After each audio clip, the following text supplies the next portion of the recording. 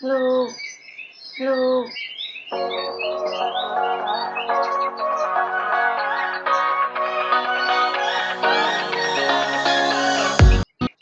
Picture example of what that stitch actually looks like. That way you can tie a picture with a name and have a very cohesive example of what you're learning. I'm only going to go over basic stitches such as chains, slip stitches, single crochet, half double crochet, and double crochet. All stitches that a beginner crocheter will encounter in a beginning crochet pattern. My goal is by the end of this video, you will be able to search for a beginner based pattern that you want to make and be able to read the written instructions if that's the form it comes in, or be able to read the diagram shown, the picture shown, if that is how they choose to show you how to make the pattern. Sound good? All right, let's go ahead and dive right into our very first stitch. The very first stitch we're going to go over is the chain. This is how it is spelled. This is the abbreviation. Here is the symbol for chain. And this is what a chain looks like. Circle inside a circle, circle inside a circle, inside a circle, inside a circle, inside a circle, inside a circle. Okay, each one of these V shapes is one chain. So here I would have 4 chains. 1, 2, 3, 4. Next we have the slip stitch. Here is the abbreviation. Here is the symbol for a slip stitch. And then here is what a slip stitch actually looks like. You will enter your crochet hook into the stitch, yarn over, pull through, and pull that yarn through the first loop on your crochet hook, and that is a slip stitch.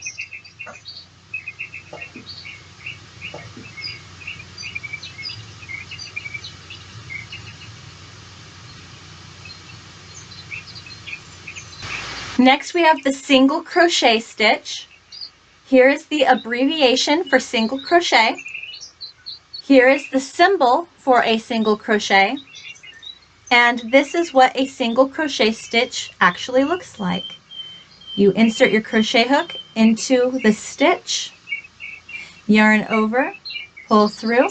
You'll have 2 loops on your crochet hook, yarn over, pull through both loops, and that is one single crochet.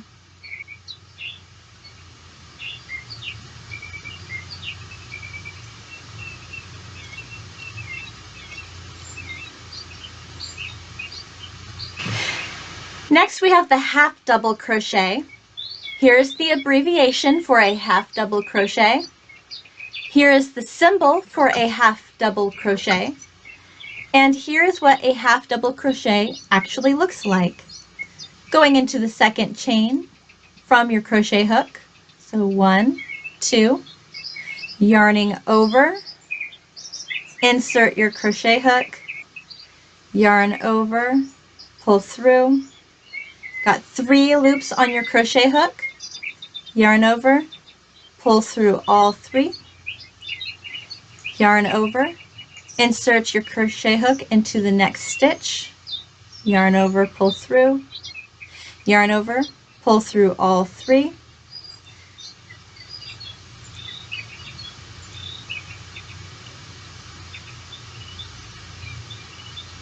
the last stitch we're going to go over in this video is a double crochet stitch. Here is the abbreviation for a double crochet. Here is the symbol for a double crochet. And here is what a double crochet actually looks like. In the second chain from your crochet hook, you're going to yarn over, insert your crochet hook into that chain, yarn over, pull through. You'll have 3 loops on your crochet hook, yarn over, pull through only the first 2. You'll have 2 loops left on your hook, yarn over, pull through the last 2. That is a double crochet.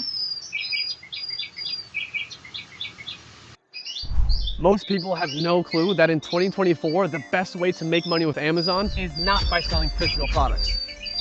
It's Amazon's other company, Audible. Audible has been paying me a steady and reliable income every month for years, and I'm not the only one. People like Katrina, Carmen, Elena, and Renee are all enjoying a significant monthly income using the same system. This past month, I reached $8,000 in revenue, and I'm on track to reach $10,000 in revenue this month. I've been able to go from 0 to 22K in 7 months, and of course, this completely changed my life. I do this on a part-time basis, about 5 to 10 hours a week. I earn about $40,000 a year. There's no other job that pays with that little time. And the best part is, it's a highly automated system. You're not buying any inventory. You just love those commercials. You just love those commercials. All right, guys, let's actually put what we've learned into practice. Here you will see a pattern, both in written form and in diagram form. Both of these patterns are the same exact pattern, just they look different.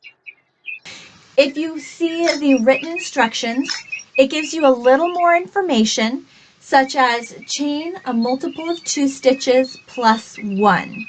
So what that means is, in order for this pattern to work, the number of chains in your foundation row needs to be in a multiple of 2 plus 1. So if you're making a scarf, if you're making a blanket, if you're making a washcloth, you have an idea of how many stitches you're going to need to begin that project. In the diagram pattern, you will see a red dot. That red dot is our starting spot. That red dot means this is where you start.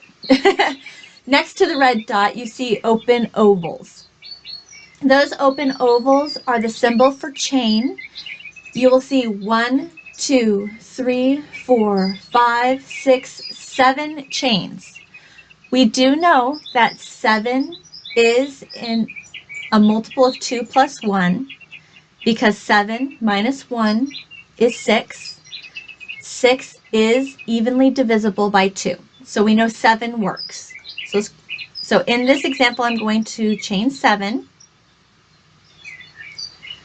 1, 2, 3, 4, 5, 6, 7. When you are ready for row 1, in the written instructions, it says turn your work. So we turn, so our crochet hook is on top of our chain row, ready to work. It says chain 2. So I'll chain 1, 2. It wants me to put a double crochet in that first chain that was in our foundation row. So I just made those 2 chains to turn onto our foundation row. I'm going to yarn over, and I'm going to insert my crochet hook in that third chain from the hook, which would have been my first stitch on my foundation row. I have 3 loops on my hook. Yarn over, pull through 2, yarn over, pull through 2. Next it says to skip the next chain and chain 1. Okay. Then it wants me to double crochet in the next space. Double crochet, skip 1, chain 1, double crochet,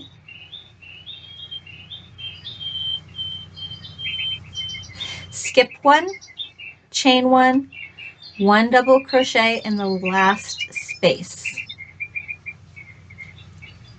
Perfect. Okay, now let's look at our diagram. In our diagram, it shows a 1 with an over arrow. That arrow indicates what direction we are going in our work. 1 recommends row 1. It shows 2 blank ovals to begin, which is our first chain 2 that we did. Then it has the symbol for a double crochet in the very first chain of that foundation row, or you could identify that as the third chain from the hook. 1, 2, 3. Then it shows the chain 1, and then there's nothing in that space. So there's your skip 1. Next space shows a double crochet. Then a chain 1. It's a blank space right next to it. So that's a skip 1. And then a double crochet. What I like about the diagram is it really keeps you in line of knowing where you're putting what stitch. It really helps. Okay, so now when we are ready for row 2, let's go to the written instructions. It says turning our work. So we turn our work. It says chain 2. So I'll chain 2, 1, 2, and then double crochet in double crochet. So going to put a double crochet on top of the last double crochet. Then it says skip 1, chain 1, and repeat. Double crochet on top of double crochet. Skip 1, chain 1, double crochet on top of double crochet. Skip 1, chain 1, and 1 double crochet in the last space. Great. Okay, now let's look at our diagram. Row 2 with the over arrow indicating we're going the opposite direction now. Says to chain 2 to begin with, which is what we did. We chained 2. It shows us the double crochet symbol right on top of the last double crochet symbol, so you know exactly where to put that stitch. Then it shows the chain 1 and nothing in that other chain 1, so that's a skip 1. And a repeat, double crochet on top of double crochet, skip 1, chain 1, on top of skip 1, chain 1, all the way across. Okay, let's look at the written instructions, and next it says repeat row 2. So we know for the rest of this pattern, we are just going to repeat row 2. When we look at our diagram, the third row shows another number 2 with an arrow pointing the direction that we will be going. The reason why it repeats the number 2 is because it wants you to repeat what you did in row 2. And then again, it shows a chain 2. It shows double crochet on top of double crochet. And then it shows chain 1, skip 1, and then double crochet on top of double crochet. So that is one example of what the pattern would look like in both written form and in diagram form. Let's check out one more. In this example, we're going to do the crumpled griddle stitch. If you look at the written instructions, it says it wants a chain in a multiple of 2 stitches plus 1. So that helps us to identify how many stitches need to be in our foundation row for our project. If you look at the diagram, we see the red dot, and the red dot indicates where we start. Next to the red dot, we see our open ovals, which is the symbol for chain. So we have 1, 2, 3, 4, 5, 6, 7 chains in our example. So let me make 7 chains for our example. 1, 2, 3, 4, 5, 6, 7. In our written instructions, it says row 1, turn. So I'll turn my hook so I'm now facing the work. It says chain 1. So I will chain 1, and then it says single crochet and then double crochet across. So in that first space, I will single crochet. Next space, I will double crochet. Next space is a single crochet and then double crochet. Single crochet, double crochet, and ending with a single crochet. All right, now let's look at the diagram for this stitch.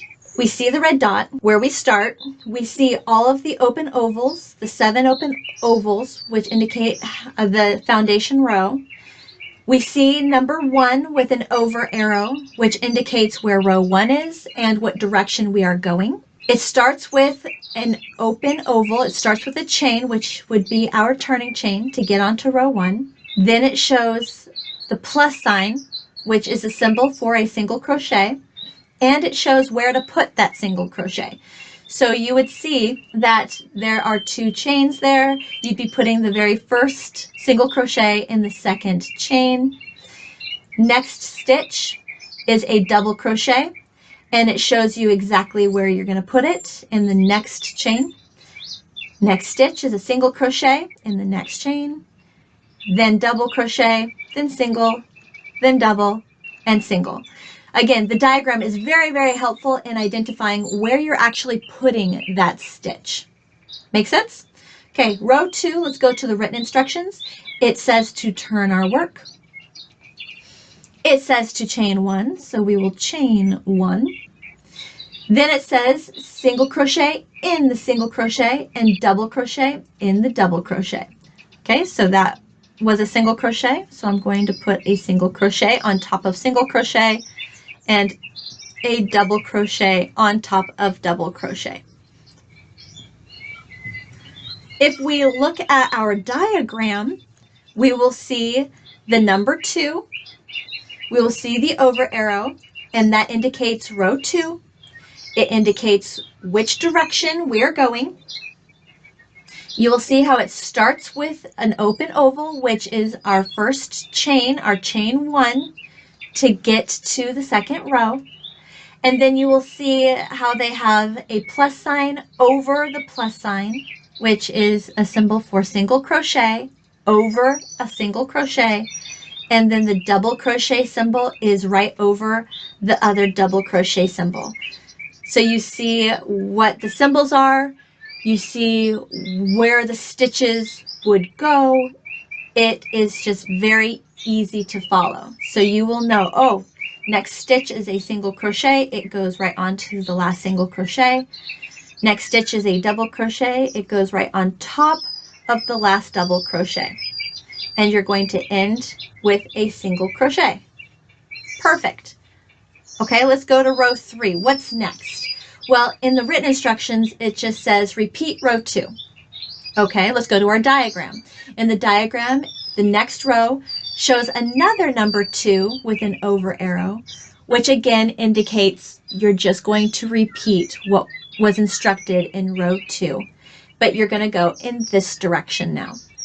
And then it shows the pictures. Chaining 1, turning our work, single crochet on top of single crochet, and double crochet on top of double crochet, and so forth across the work. All right, guys, those are 5 basic crochet stitches that you will encounter in reading a basic beginner crochet pattern. I really hope this video helps at least get you started or aid you in the process of reading crochet patterns.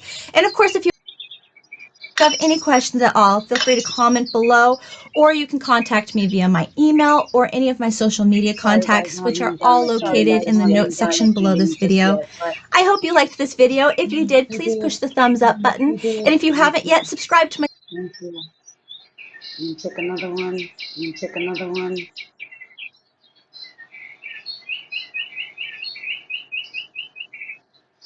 You know, it's not very helpful when you guys. It's not very helpful when you guys chat with you guys. I'll figure it out. I promise. I'll figure it out. I promise.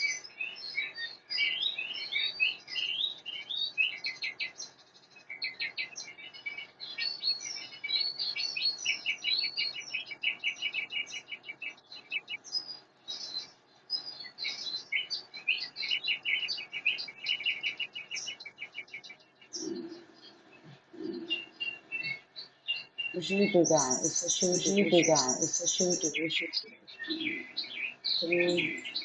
3.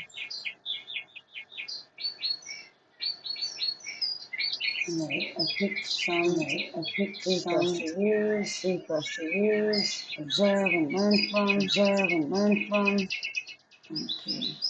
Okay. Well, these are cute. Cute. So these are cute. Cute. So we'll see both of them.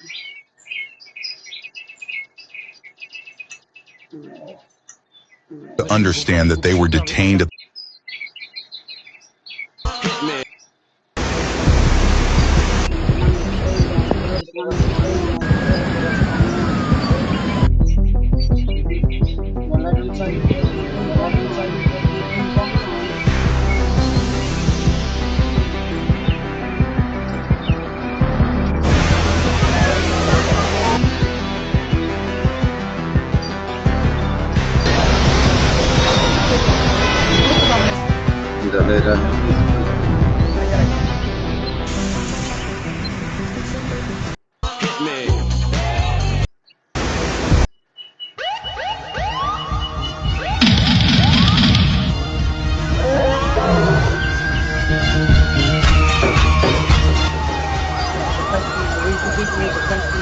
Jersey,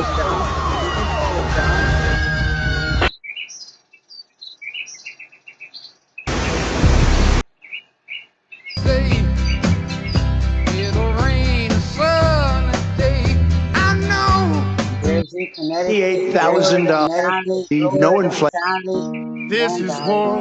Pick your sides, know your stance.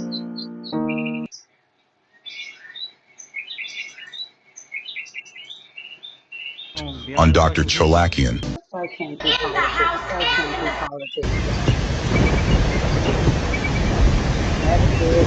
Connecticut, wait on, people. You be jobless, Jesus, on your move,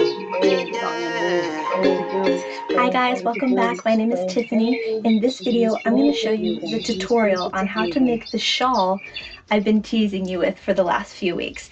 The yarn that I selected was amazing. I knew by looking at it in its skein that it was going to make something gorgeous, and it did. Oh my gosh. This is my very first shawl, and surprise, surprise, the name of the pattern is My First Shawl. But it turned out exactly as I hoped it would. Oh my gosh, it is stunning and so comfortable. Now that I'm doing the tutorial, I can finally use it and just cuddle up with it on the couch. I'm so excited. So the yarn that I used, I think that yarn can really make or break a project. But the yarn that I used was Red Heart Roll With It.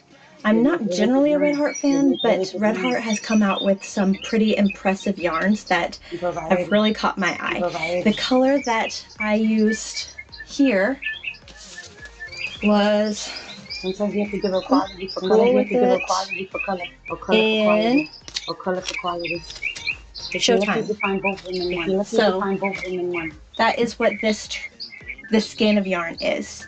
The one that I'm going to show you the tutorial with, how to follow the steps to make this gorgeous shawl, that is Roll With It in Theater. So this will be fun. Anyways, you might notice that I'm talking a little softer. I'm actually shooting this video in the evening while I have the kids in bed. I've been learning how to juggle, how to work with having the kids full time. So it's the evening, we're going to be quiet, but it's all going to be great. Let's go ahead and head right to how to make this. Alright, the material that you're going to be using are 3 skeins of yarn. I have 389 yards of yarn per skein. You can get away with just using 1 skein of yarn and making a really short shawl. That's totally fine. Or you can use more than 3 skeins and make a really large shawl. This is totally personal preference. I just really liked the length with the 3 skeins. I'm also using a color for the fringe. This is Simply Soft in Red Autumn. The shawl that I showed you in the example, the fringe was made from Harvest Maize, also Simply Soft. Alright, you will also need a pair of scissors. You'll need a size I or 5.5mm crochet hook.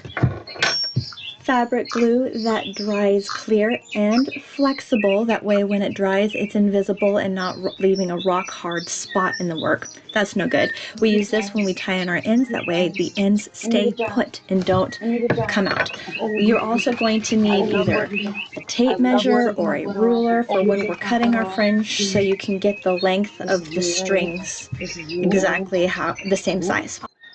Awesome. Thank you. How'd I look? The key to being rich is knowing what counts. Alright, to begin, we're going to make our slip knot. Okay, we're going to chain 4. That has a very crochet baby blanket. I found this pattern off of Pattern Paradise, crocheted by Maria. Maria is a crochet pattern creator and she is very talented. She makes gorgeous patterns. On her website she actually has a couple different baby blanket patterns that I've already identified. I can't wait to crochet with you. I just want to support Maria, bring her up, bring traffic to her website, really show her some love because she is a very talented woman, and just want to make sure more and more people know who she is and what she has to offer. This pattern she created, she calls the Essentials Baby Blanket. I added onto the name and call it the Essentials Baby Blanket Sleepy Baby, just because I use a different color palette that has a very calming color palette for Sleepy Baby. I've actually made this blanket 3 different times. The first one was a baby gift that I made for a friend. Here's a picture of it right here.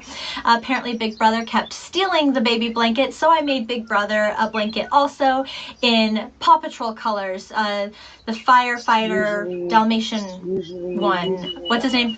Help me out.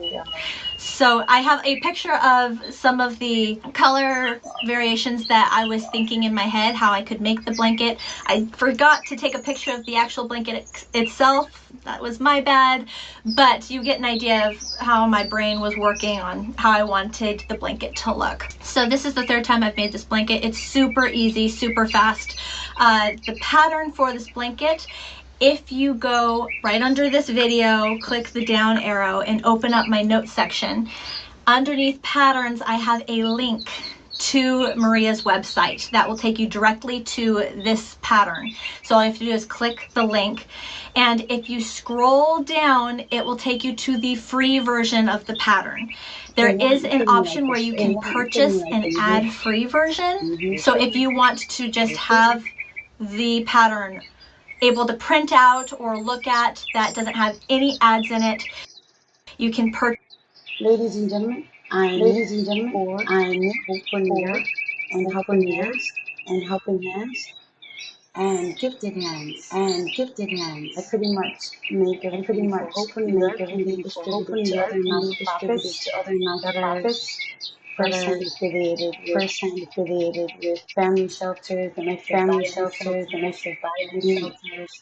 any way that we can help, we greatly appreciate it. Unfortunately, YouTube does not allow us small channels to have a super chat channel. So what I will do is I will include this QR code here. Anything that you send there, you can title HFNY or gift for Mrs. Carol. If I ever see anybody donate anything, I will match it less over $1,000 or something. After I match it, I will then make and produce a video for you guys to see me getting her and maybe even, of course, she's recuperating from cancer treatment, so I don't want to necessarily videotape that part, but if I can videotape any part of her happiness around the gift, even her holding the gift or something of the sort, then I'll be more than happy to produce that for you guys. Yeah.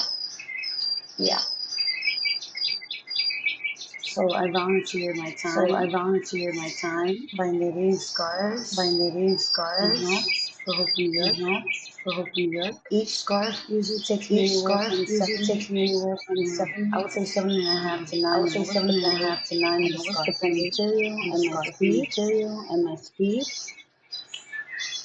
Yeah. So we usually meet with her once a month to submit all of our videos. Now, Hope New York does do yarn for you to produce the products. So it would be free of cost for me with the exception of time and the materials necessary, other materials necessary for you to produce the products. But it's a really nice feeling knowing that you can actually help somebody, even with everything. I don't necessarily have to be there to see the person's expression and face when they get my beautiful scarves, or anybody else's beautiful scarves for that matter. But I know that if I die tomorrow, I could rest assured that we're all doing the best that we can. And I certainly am. Anyway, I'm gonna let her go back. Anyway, I'm gonna let her go back. Chatting or something now. I'm chatting or something now. You might want to hear some of the. You might want to hear some of the nonsense that I have to talk about. But either which way. But either which way. I see you two here still. I see you two here still. When people still being around. When people still being around. I will figure out the chat. I will figure out the chat. As soon as I do, I know you guys. As soon as I do, I know you guys are waiting for me like fans. Yay! I might figure it out tonight. I might figure it out tonight. Life is nothing but a learning lesson. Life is nothing but a learning lesson. 50. I'm not approaching 50. Young tickling around the block. Young tickling around the block. But it does take an old dog. It does take an old dog. More time to learn new tricks. More time to learn new tricks. Another thing that I would like to apologize. Occasionally my accent will depending on my mood, depending on what I'm trying to say, emphasis, exaggeration, satire. All of those things can be communicated to the tone. Things that email will never be able to do. But anyway, without further ado, unpause this beautiful lady's face. And by the way, even if I can't see the chat, I do believe you guys could leave a comment in the comment field, and I should be able to see that. I'll double check. I might even test it out myself. Without further ado. Purchase that from her and just go right into it, or you can just print off the web page and print the free version of this pattern, but it will have little inserts of ads and gobbledygook in the website or on the page that will kind of get in the way, but we can get past that. Okay, it's free. If it's free, you can deal with some ads. Free is always good. Why did Amazon send me $20,000? Because I use Amazon AI. Voila. I'm going to show you a way to potentially make money by pairing Amazon with the power of AI without ever selling physical products. And I promise you've never heard about this before. Why is Amazon paying me $63,000 a month? Well, I didn't make this kind of money selling yoga mats and toasters, and I damn sure wasn't talking to my friends into buying vitamins and juices. I did it with a free app that's probably already on your phone, and that app is the Kindle app. I just created some simple digital products, then I put them. Alright guys, sparing some. Gotcha. Her version of the pattern she specifies that her blanket is 36 inches by 36 inches. She is making a perfect square receiving blanket. Okay, I wanted to make a blanket bigger than that, so I am making a crib size blanket. So when I am explaining how to make these blankets, the foundation row, I will identify, okay, if you want to make the pattern that Maria has, the receiving blanket, you will chain this many. If you want to make the crib size blanket that I made that's bigger, you will start your foundation row chaining this many. If you want to make an even bigger blanket than this, maybe you want to make a blanket for yourself to cuddle up on the couch with, you can just check out the link that says charts or chart, and it will open up a list of different blankets and their dimensions. So all you have to do is start your foundation row with a measuring tape, and it'll say, for example, if you want to make a queen size blanket, it's gonna be a big one, but it'll say it needs to be this many inches wide. So you will chain until your chain foundation row has reached however many inches wide a queen blanket requires it to be. Make sense? If you have any questions about making a bigger blanket or reading that chart, just feel free to contact me at my contact information below in the notes section. I would love to help. Okay, other than that, let's go ahead and dive into the materials that you're gonna need to make this blanket. All right, the materials that I used to make the crib size blanket, this blanket, I chose to use Lion Brand Mandala Sparkle in the color Orion. If you want to use the exact same yarn that I was using, I put in the notes section below under materials a link to this exact yarn that you can purchase yarn from that link, or just look at the link and then purchase the yarn somewhere else. I don't mind, I don't really care. Just if you want to use what I'm using, that's just a helpful little thing that I provided for you. You can use really any yarn that you want for this pattern, as long as it's not textured. This was a size 3 yarn. I used 8 skeins of this, or a total of 2,624 yards of yarn, or 2,400 meters of yarn. Okay, so that gives you an idea of how much yarn I used of a size 3.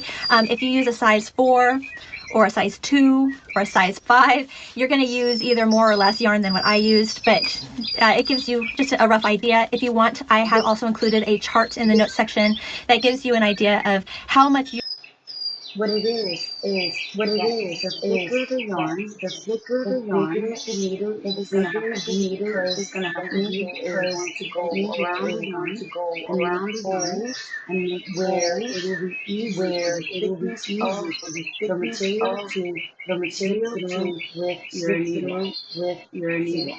See, if you have too thin of a string and a really thick needle, it's gonna your stitches are gonna be really loose.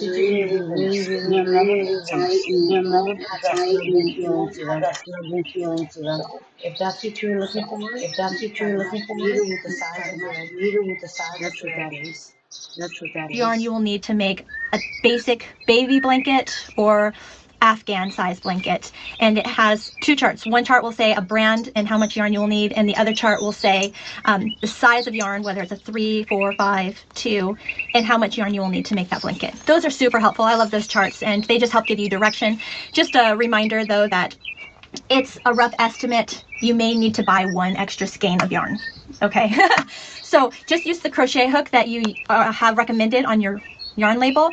The recommended crochet hook on this label was an H8 5mm crochet hook, and that's what I used. That's what I got here. You'll need a pair of scissors and possibly a measuring tape, depending on whether or not you want to alter the size of your blanket. Okay, and that's it. That's all you need for this blanket. Let's go ahead and dive right into how to make it. All right, guys, let's go ahead and start with our slip knot to get the yarn on our crochet hook. Great. Check that tension. Make sure it's nice and smooth on your crochet hook. Yes, okay, if you want to follow along with Maria and make a receiving size blanket that is 36 inches by 36 inches, you're going to chain 75. Okay, 75 chains. If you want to crochet the crib size blanket, kind of like I did, you're going to start with chaining 141 chains. If you want to deviate and make your own size, you just have to make a blanket foundation row in increments of 2. So it has to be divisible by 2. Okay, so let's go ahead and start with our foundation row, either making 75 chains or 141 chains, or whichever deviation you want to make. 1,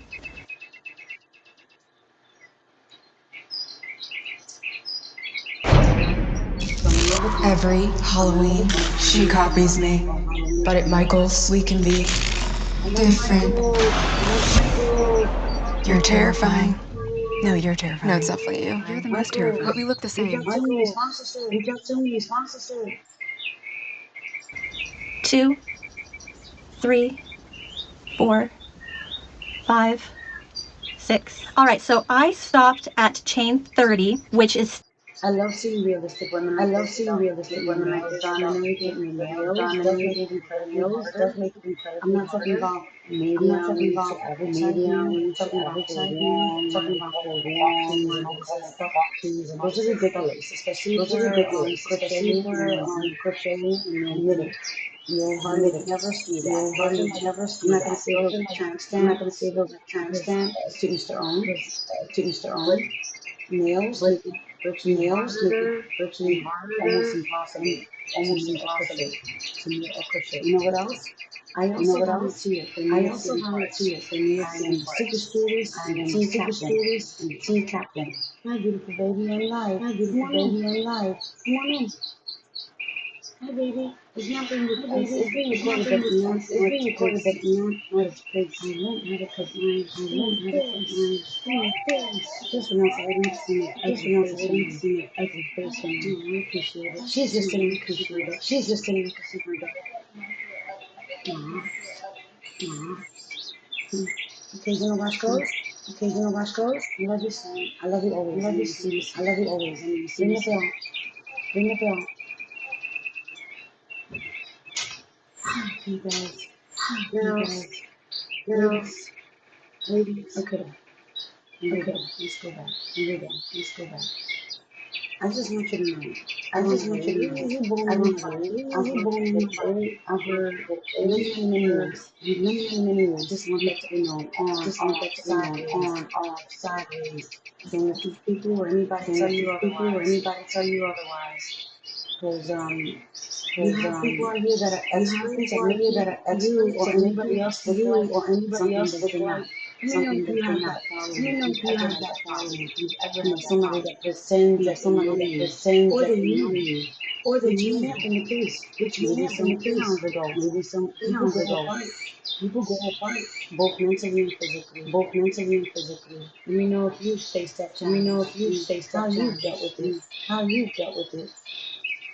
I can't wait to get this chat box. So we get to chatting with you guys and gals. This is when we sleep for now, but it's okay. All streets start one way at first. Still divisible by 2 or in increments of 2, so it'll work. I wanted to just make a small example swatch for you so you could see how to begin this blanket, how to work the pattern, and how to end this blanket all within this same video. So we are going to turn your crochet hook. This was the foundation chain. We're going to start with row 1. So with row 1, you're going to put 1 half double crochet in the 3rd chain from your hook. Okay, so 1, 2, 3. We are not including the loop that's already on our hook. You're going to yarn over, insert your crochet hook with 2 loops on the top, 1 loop on the bottom, right like there. So you got 2 on the top there, 1 on the bottom, yarn over, pull through. So now you have 3 loops on your crochet hook. Gonna yarn over and pull through all 3 loops. That is a half double crochet, okay?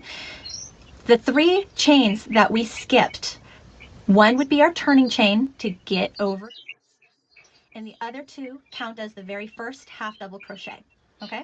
Just wanted to identify that this right here is going to be identified as half double crochet number 1.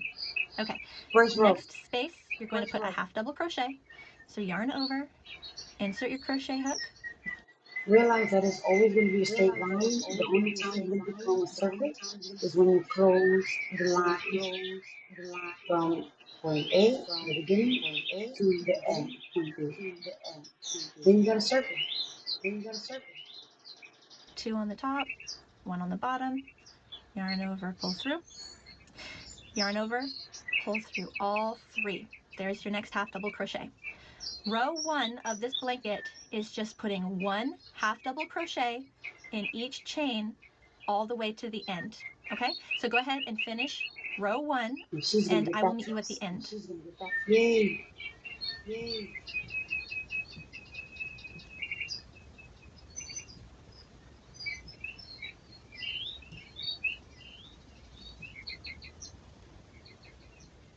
Right, last space. 1 last half double crochet right there. Perfect. Okay, you're going to chain 1, going to turn our work. All right, you're going to put 1 half double crochet in the first space.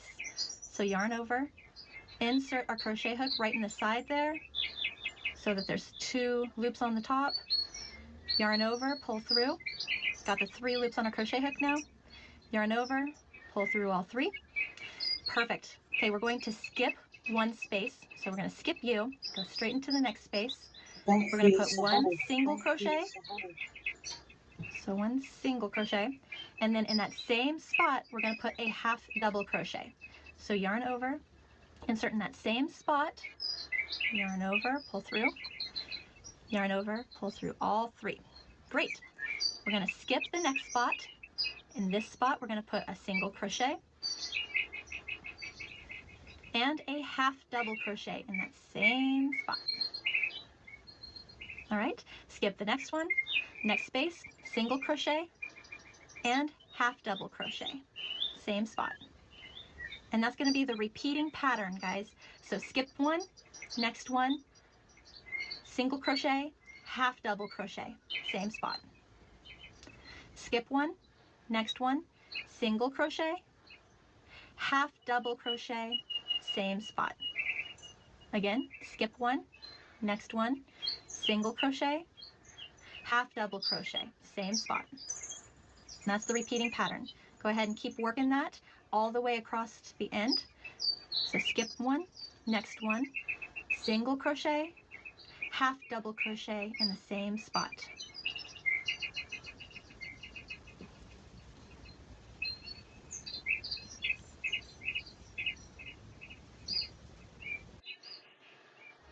Introducing new Papermate Ink Joy Bright, a gel pen that even writes on black paper.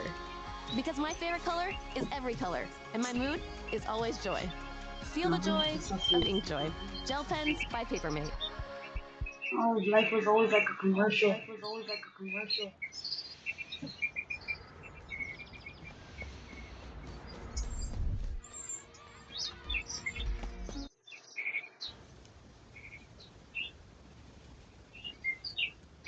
All right, we get to this point where there's just one space left, guys. You just put one half double crochet in that space right there. The last space of the row gets one half double crochet. You chain one, you turn, and repeat that same pattern. So every time you turn a row, you're only going to chain one, okay? Only chain one. Then we turn our work. The very first space, the very first stitch will always be a half double crochet, only one half double crochet. That's it. Then you'll skip a space. The next space will be single crochet, Well, you guys know I'm not half on double here crochet in the same spot. Then skip a space. Next space will be single crochet, half double crochet, same spot. Skip one. Next one. Single crochet, half double crochet in the same spot. Skip one. Next one. Single crochet, half double crochet, same spot. And you just keep going, guys. Keep going, and then the very last space of your row will always be, the very last space will always be one half double crochet. So go ahead and finish this row 3, and I'll meet you at the end.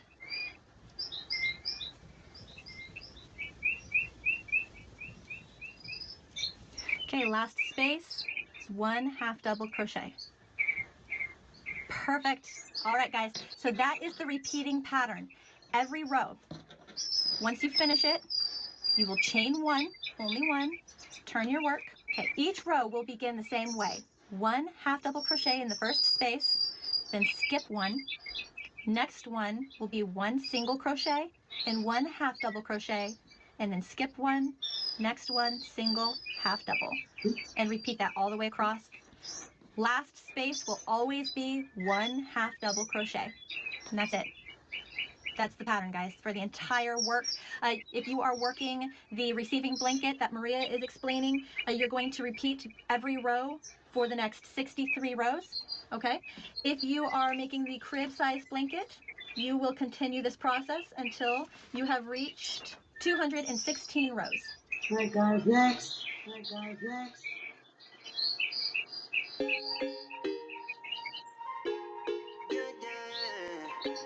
Hi guys, welcome back. My name is Tiffany. In this video, I'm going to show you the tutorial on how to make the shawl I've been teasing you with for the last few weeks.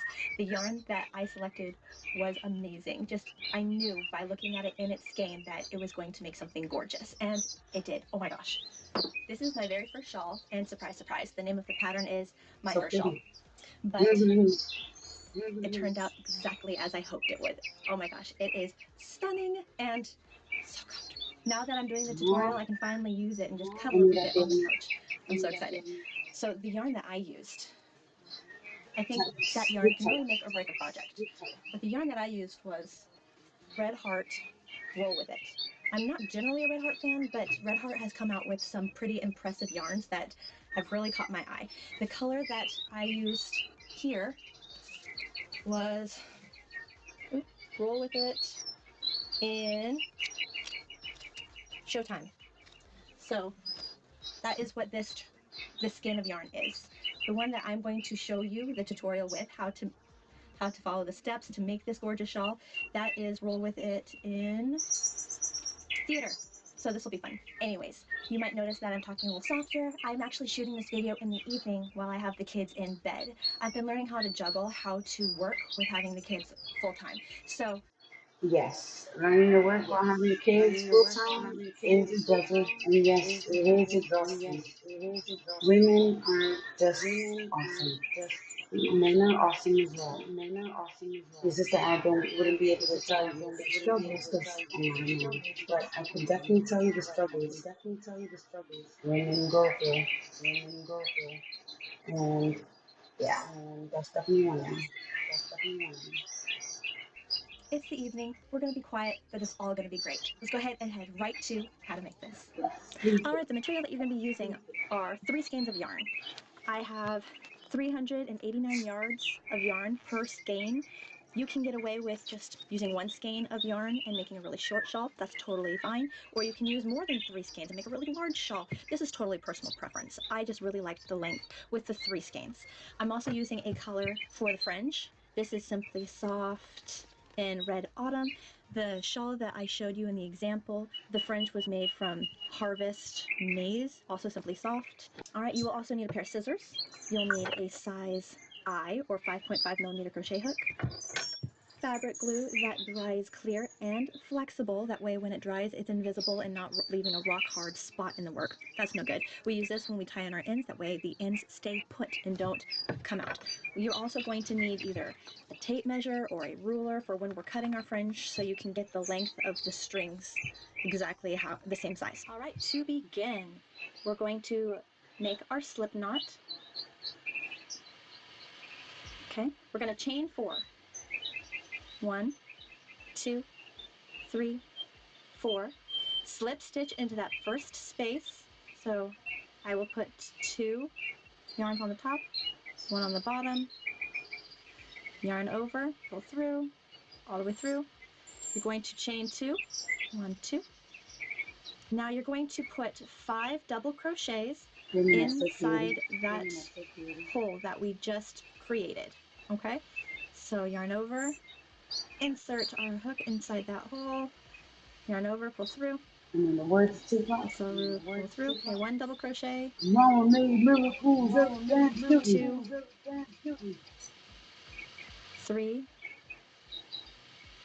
4, 5, chain 2, 1, 2, and then 5 more double crochets inside that same hole. 1, 2, 3, 4, 5. Perfect. Okay, chain 2. Turn your work so now it's facing this way and I'm facing my work ready to go. Going to double crochet in the back loop only of the first space. So yarn over, look at the top of your work where you see those V's. Going to insert your hook in the back loop, yarn over, pull through, and then double crochet. Going to go ahead and double crochet, 1 double crochet in the back loop only, all the way to this spot right here, right before the chain 2. So yarn over, back loop only, yarn over, back loop only, yarn over, back loop only. Still on that first row. First row is always the hardest to do because Great. Okay, so inside this chain 2 spot, just we're going to put a single double stitch. crochet. Just stick your needle right in that hole. Chain. So double crochet. Now a treble crochet. So yarn over twice on your hook. Insert your hook, yarn over. So now you have 4 loops on your hook. Then yarn over, pull through 2. Yarn over, pull through 2. And yarn over, pull through 2. Perfect. Chain 2.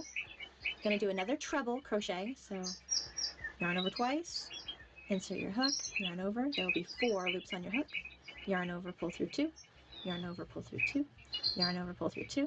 Perfect. Now double crochet inside that hole. Yarn over. Perfect. We are done with that corner spot.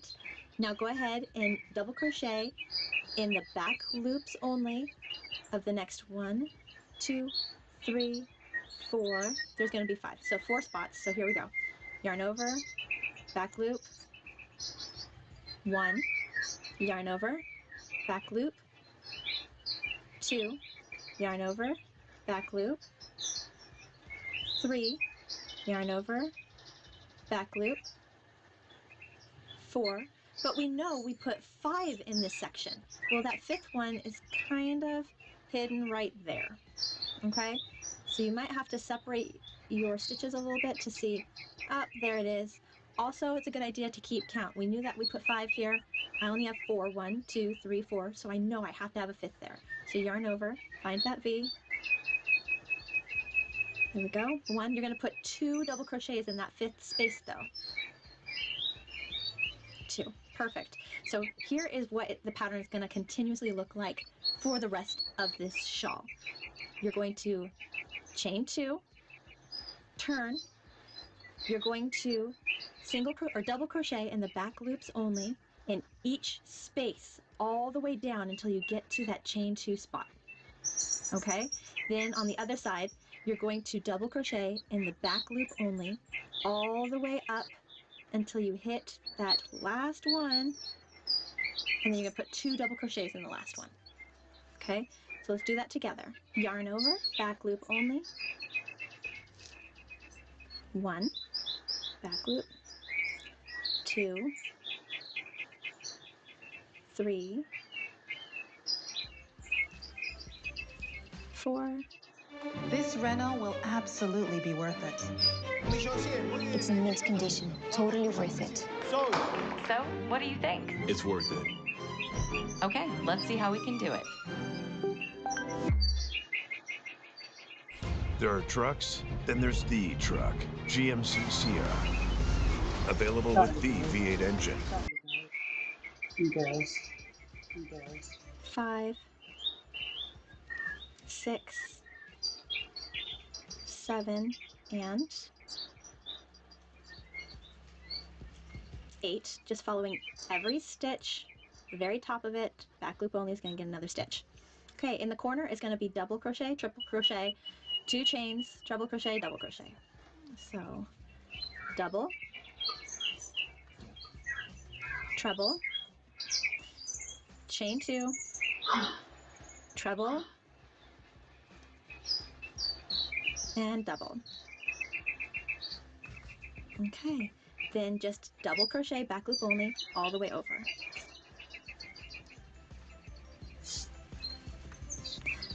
One, 2, 3, 4, 5, 6, 7, and 8. Put 2 in that last one. Pretty awesome. Chain 2. You just keep repeating this process. So the chain 2 counts as the first double crochet because each ending space gets 2 double crochets. So one more in that end. Then each space down the row will get 1 double crochet in the back loop.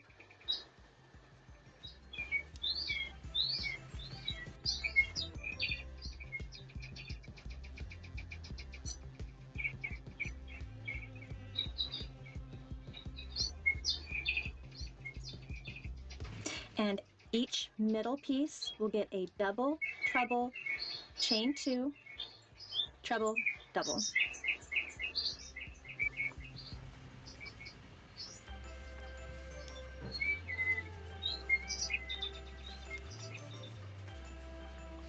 And then following 1 double crochet in each space back up, back loop only. In the last space, you put 2 double crochets. That's it, guys. That's the continuing pattern that we just repeat row after row after row until you've reached the length that you want your shawl to be. That's it. Pretty easy, which is fantastic. And it's beautiful. And it's comfortable. It's just the perfect shawl, especially for a beginner. If you're not counting, if you don't want to count, it's pretty easy to realize if you've missed one, because if I stopped right there and I go to turn, I'd be like, why is my shawl going downwards and not staying flat? That doesn't make any sense. I don't understand why it's doing that. So you could always just turn and realize, uh-oh, it's going down. Or you could also keep count and be like, okay, so there's 1, 2, 3, 4, 5, 6, 7, 8, 9, 10, 11. You're gonna have to separate those sometimes to really see them. So there's 11, and I have 1, So above this space right here, I got 1, 2, 3, 4, 5, 6, 7, 8, 9, 10. I do not have the same number. I didn't put one there. There we go. And we put 2 in that last space. Okay, so keep in mind to count if you are not one to easily identify that, oh, I turned too soon. Otherwise, if you just follow your work, just eyeball it, see that it is staying in line. This is one of those projects that you can easily do without counting. Well, very cool. So that is how you make your shawl. You just keep repeating that process over and over until you've reached the length that you desire. Now let's make the fringe. So grab your ruler or your tape measure or whatever you are going to use. You are going to cut your fringe yarn. So this is my fringe yarn. 12 inches long. So I start there. Go 12. Perfect. Cut that off. Great. So each fringe will have 20 12-inch long strands. Okay? So go ahead and cut 20 12-inch long strands and put it into one row. Cut another 20 12-inch long strands and put it in a second row. And another 20 12-inch strands in a third row. We want 3 different sections because I'm going to put a fringe on each one of the 3 points. Okay? So go ahead and cut, and I will see you as soon as you're done cutting.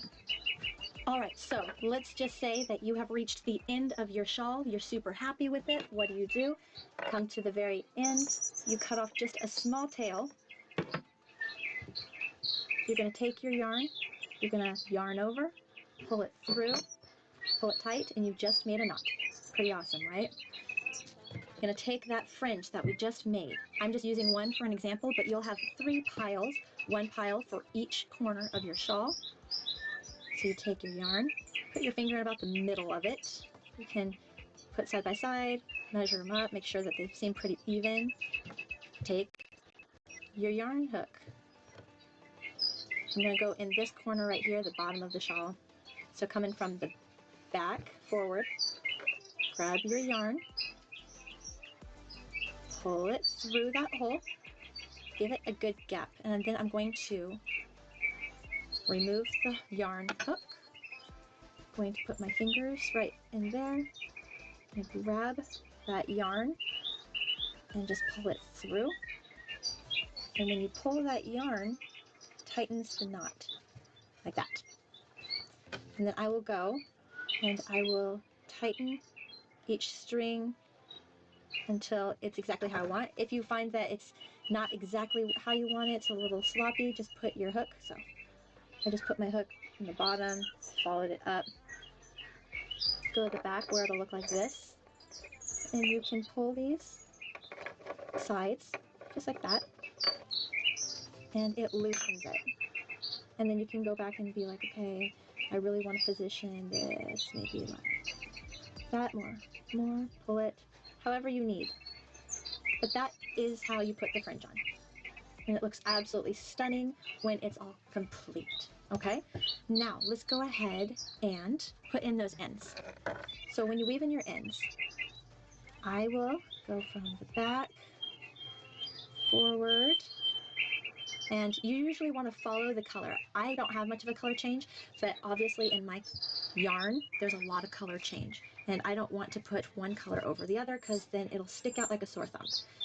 But you will just weave in that end back and forth. So forward, next space, pull it backwards, next space, pull it forwards. All right, until it's gotten to either a spot where you need it to stop, or it's gotten to a spot where you can't weave it in and out anymore. I like to cut my yarn the length of the next space. Okay, so I'm going to cut it right there. So there's just enough of a nub of a piece of yarn to lay flat over the next stitch. I'm going to grab my fabric glue. Now this is super important. You need to make sure that you buy fabric glue that says it'll dry clear and flexibly. The flexible is super important. I have used fabric glue that did not dry flexibly, and the glue dried rock hard and it just ruined the project. So just be mindful of that.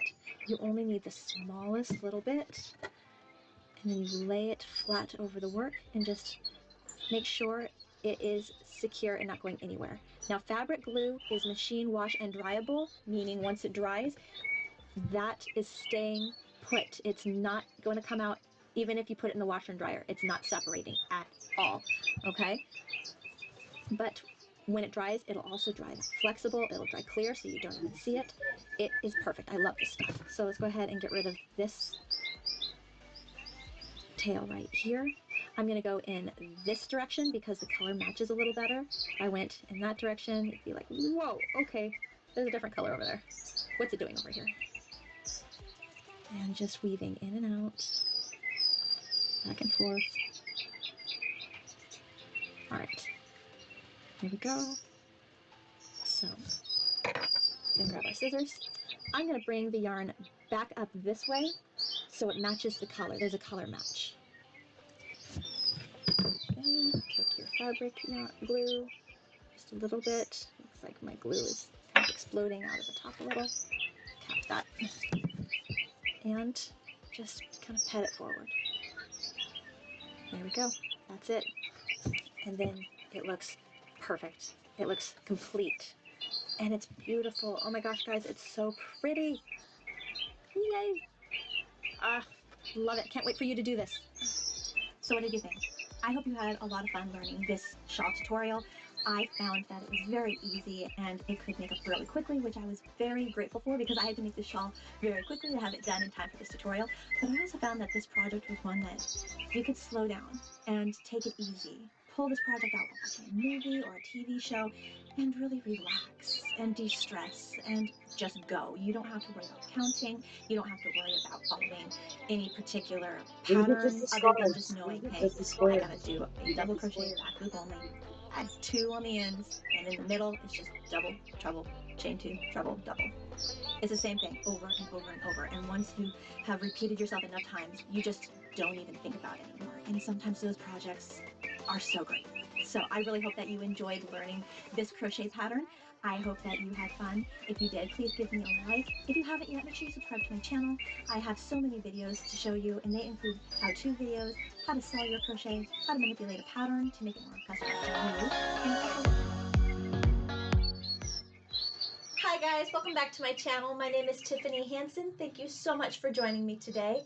In this video, I'm going to show you how to make my Sugar Plum Fairy blanket. If at any point in this video you do like what you see, please push that thumbs up button. And if you haven't yet, subscribe to my channel and click the bell. That way you don't miss any of my videos. I try to release a brand new video every single Friday covering a wide range of different types of crochet projects. And you're not going to want to miss out. At the very end of the video, so you're going to want to stick around, I actually listed out all of the possible different types of blanket measurements that you could possibly make this blanket in, and I will include an approximate foundation row chain count, along with approximately how many rows you will need to make. And here's the kicker, I'm also going to include approximately how many skeins of yarn or how many yards of yarn you will need to make that blanket. I figured that out for you for this blanket, and I'm really excited. So if you are curious at all about any of that information, you're going to want to stick around to the very end of the video where I have made a chart that I'm going to stick on the end.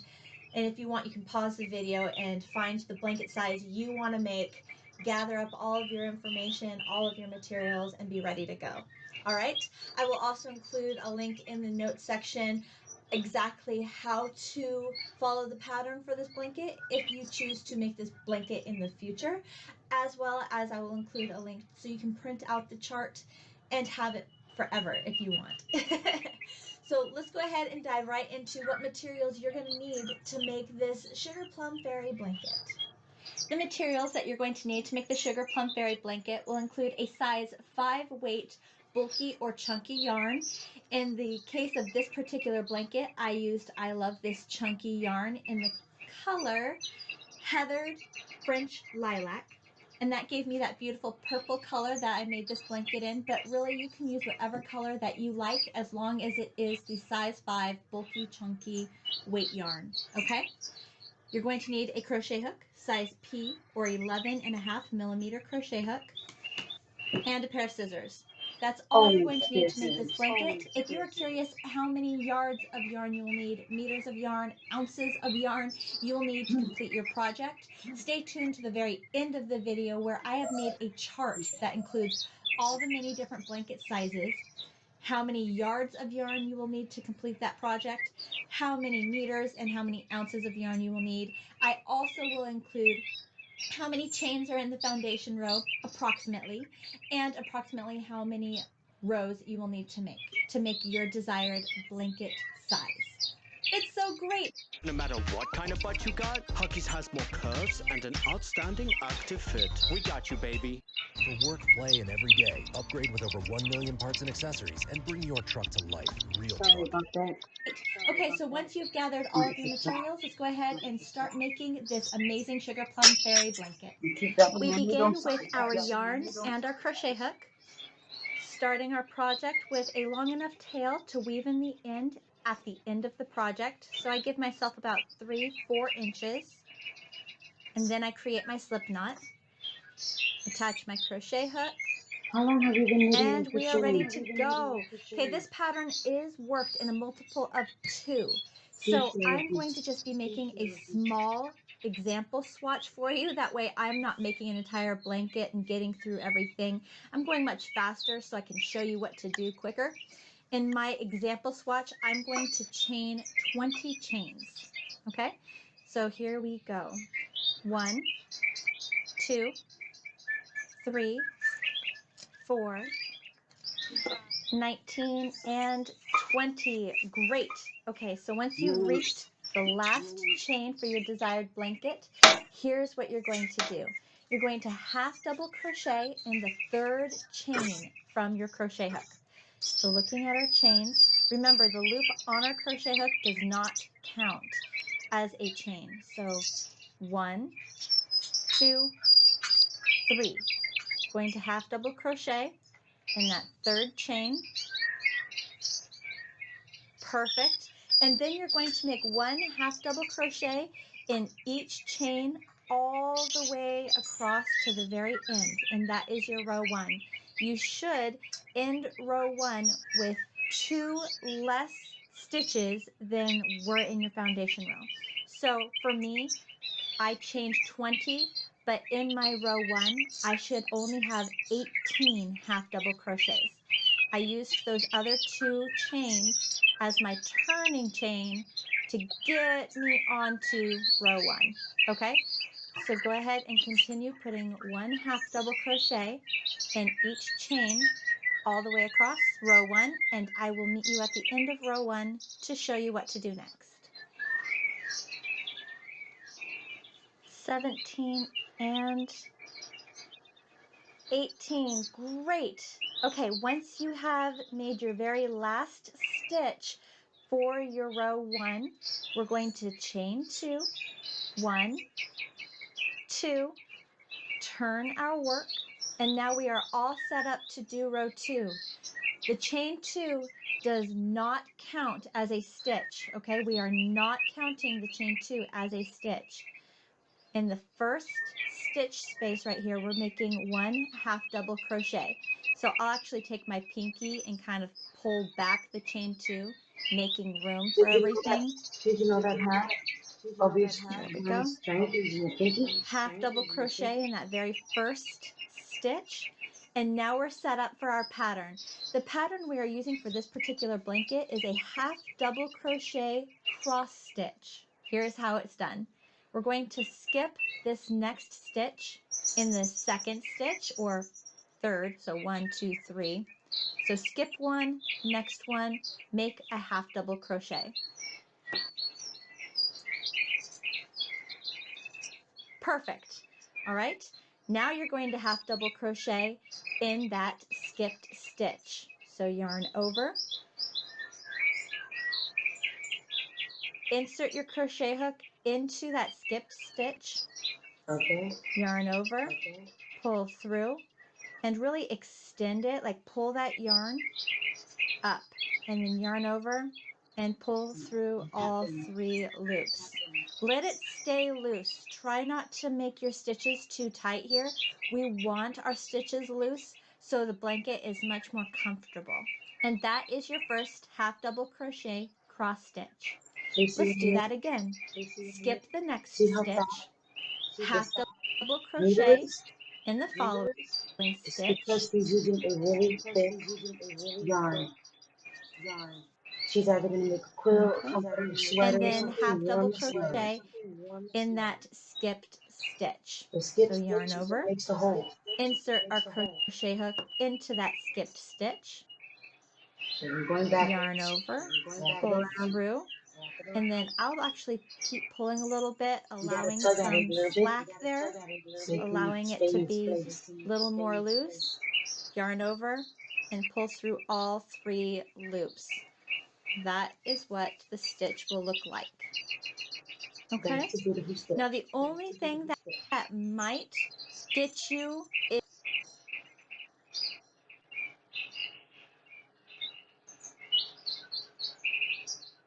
is the stitch that we started with might look like a regular stitch, but what you don't see, Oh my gosh. because we made this half double crochet stitch over the first, is this stitch right here already has that first half double crochet stitch in it. So be mindful of where your stitches are. That way you don't accidentally use a stitch 2 times. Okay? All right, so we're going to continue this half double crochet cross stitch pattern all the way down row 2, and I will meet you at the end of row 2 to show you how we move on.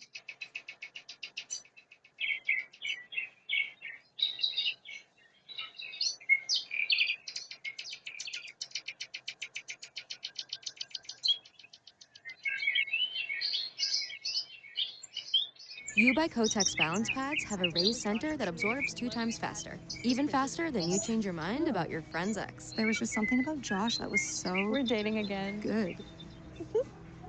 You by Kotex, a pad that rises to the occasion. Okay.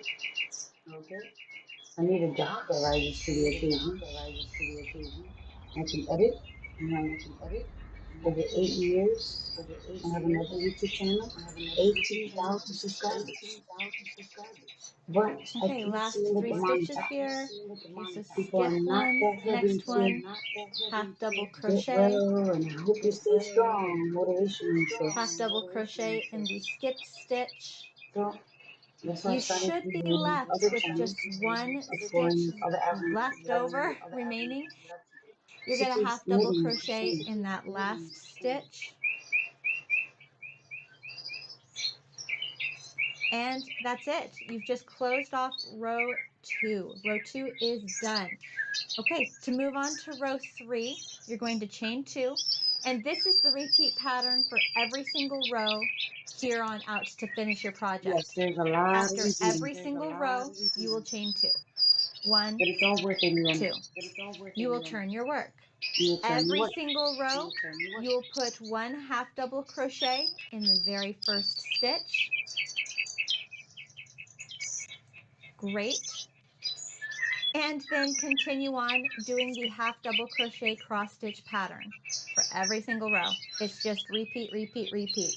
Pretty easy. So yarn over, gonna skip one, next one, half double crochet, That's why and then half double crochet in the skipped stitch. when you make people gifts, you Skip have to make one, sure it's next one, appreciated. half double crochet,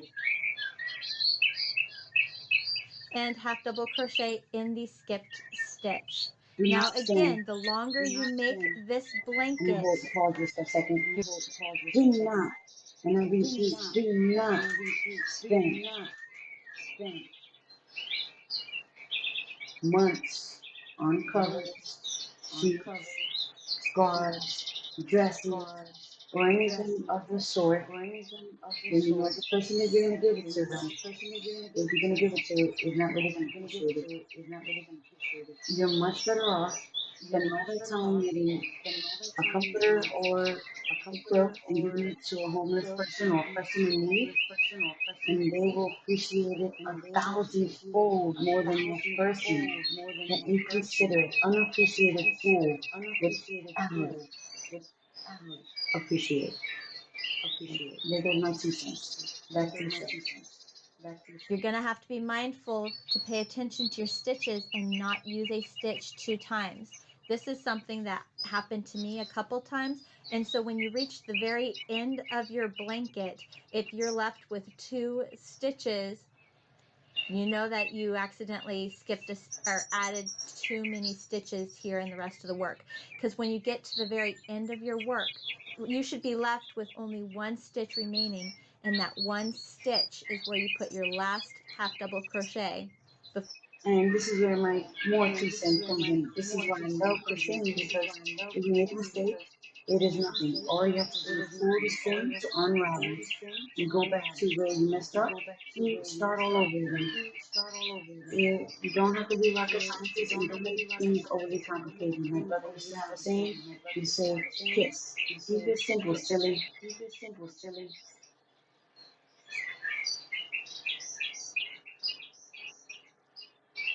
Before you chain 2 to turn. Okay? So it's a good way to gauge your work.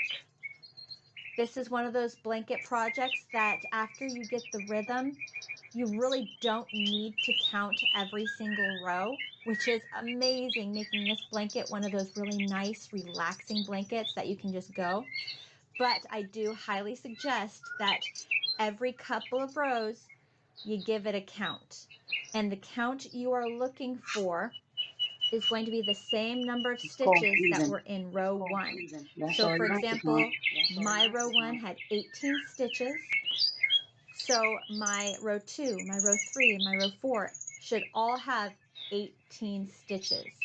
Okay? If you do it right, you don't have to And count. that just counting every few rows You're looking will for the help V at you the top to of every eliminate getting stitch through the blanket, to and make the next halfway stitch. through you're noticing that your blanket is starting to angle or be off, If and it gets it helps smaller, you to and it gets in the end, and it looks a little smaller, eliminate then you know which that you rows probably stitch were it on because target and you where can you go can back see you got off and target. look to see where exactly Okay, it is missing. it really helps.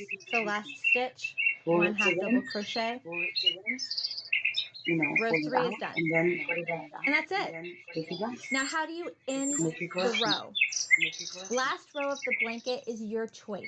You can choose to just continue this half double crochet cross stitch Push into pattern the flat all the way seam. up to the last row Or you and can then make tie ruffles off too. your yarn and be finished. Or you can choose to have your very last row be a row of half double crochets, just 1 half double crochet stitch in each stitch if you want, but honestly, you really can't see that this is just a row of half double crochets pronounced enough to try to create symmetry. So I'm going to let that be up to you on what you want to do for row or for your very last row. Where Okay. did you I learn how to do, knit? however, want to show you if you're working Where this did you learn blanket how to and crochet? you run out of yarn, what you can do. Yep. When did you learn how to crochet? Who taught you? I'm just curious. I personally learned from a man. I was in the hospital as a stay, and he was there, and he started knitting. I mean crocheting. And I just sat one day next to him and I just stared at him. And then he just, one day he opened up and he started showing me how to do it. It's a skill I have never lost. It's a skill I have developed since I was 12 years old. So whatever you're passionate, stay with it. And you may be on and off throughout life because that's the way life happens. Your plans and then life happens, right? That's what you say. And back to the show, guys and gals. Yep. I am going to be showing you how to do the invisible knot trick. Oh, more commercials. We love those commercials. We Oh, stand an army of urban of course, soldiers waiting for the man train. happen. Our feet teeter onto the restricted yellow paint, contorting our bodies into cranes to look past trick. If you have already done the invisible knot, you already know how to do the invisible knot, you can skip this little section, but it's really fast. Okay, so let's say I'm going to cut my yarn off right here. There we go. Okay, let's say you're crocheting, and you're getting to the end of your skein. You're running out of yarn, and you need to attach more yarn to keep going with your project. Here's what you're going to do. Take the yarn that you're running out of that's attached to your project. You can either just tie it, double tie it from end to end, or you can put this tail towards the end, grab the new string, also put it with the exact same point where you're holding this one in the back. Hold it firmly because for the first couple of hand gestures or movements, it won't feel stable. But after you get the next two stitches done, it should be locked in place. You can then later on go back and just double tie it yourself again, just for security purposes. You don't want anybody to turn anything to you. You want nothing but great reviews. Raise, raise. All right, back to the top.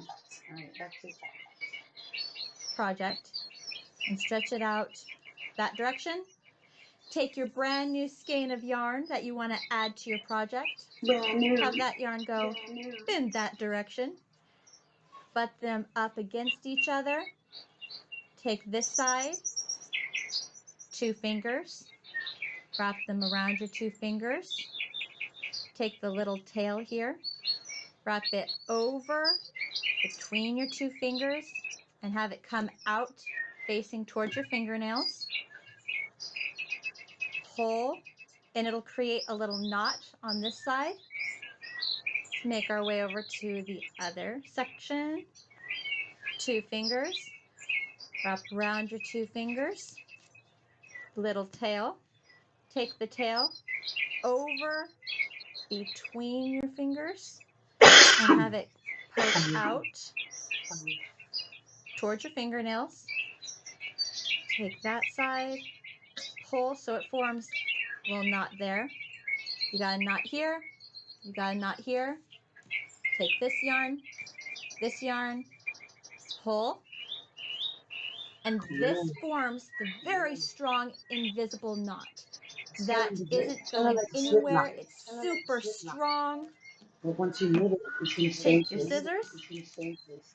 You can actually cut these tails really close to the knot and it doesn't go anywhere. I've tried this. I've used this multiple times and that knot is good. Okay, there we go. And then you continue your project without skipping a beat. So let me get through this section, get to that join. Because you're using the same color yarn, here, let me get this. Perfect, okay, stopping. Turning my work over. There's the join. There's the little knot, but it's camouflaged. You can't find it, you can't see it because the yarn is the exact same color. It's also this really nice bulky yarn. So now you can continue on with your work without having any ends to weave in. Yes! And without having anything to address at the end of the project except for your beginning tail and your end tail. That's it. Isn't that a beautiful thing? All right, so now you are off and continuing making your blanket. Stay tuned right after this for the chart so you can decide which blanket you want to make and how much yarn you're going to need for it and how many foundation row chains approximately that you're going to need and approximately how many rows you're going to need to complete your blanket. It is honestly the softest blanket ever. It's amazing, makes for a fantastic gift for an adult, for a baby, for a child, teen. You're going to love this, I promise. All right, you have a lot of fun. Thank you so much for joining me, guys.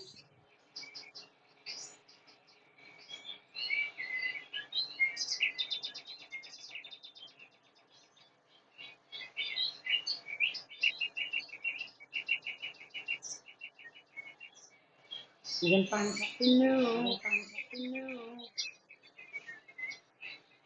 Is knitting a blanket? Yarn There you even. go. Check out the video that I mentioned in the beginning of the this video that I made showing you how to make adjustments to your blanket to know how many chains you're going to need in your foundation row to make your desired dimensions of your blanket. Okay, I will also put a link to that video in both the description section and comment section below this video for easy access. Just click on that link. All right, so the crochet hook that I used for this blanket was an I9 or 5.5 millimeter crochet hook. I also used a pair of scissors, tapestry needle or yarn needle to weave in all of those ends, and optional is a measuring tape, just because it is a little bit more difficult to count your rows in this blanket because this yarn is so highly textured. Sometimes it's just more helpful to follow along with your dimensions and see, have I reached my dimension yet or am I still going? All right, so once you have all of your materials, that's all you really need for this blanket. Let's go ahead and dive right into actually making it.